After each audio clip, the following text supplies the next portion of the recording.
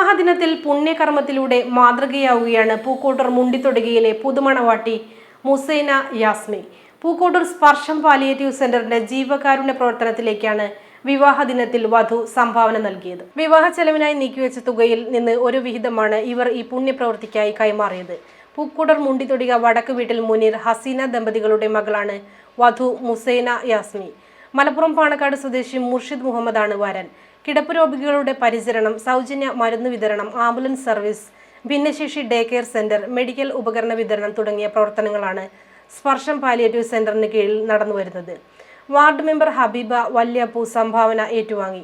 ചടങ്ങിൽ Sparsham secretary Musthafa Valyappu, Muslim League ward president Usman Areekodan, Shabeer Ali Kunjani, P Nizam, Noushad Mozhikkal, Khaseem KMCC ഭാരവാഹി Zakir മോഴിക്കൽ, Qatar chapter സ്പർശം ഭാരവാഹി വി സലീം തുടങ്ങിയവർ സംബന്ധിച്ചു.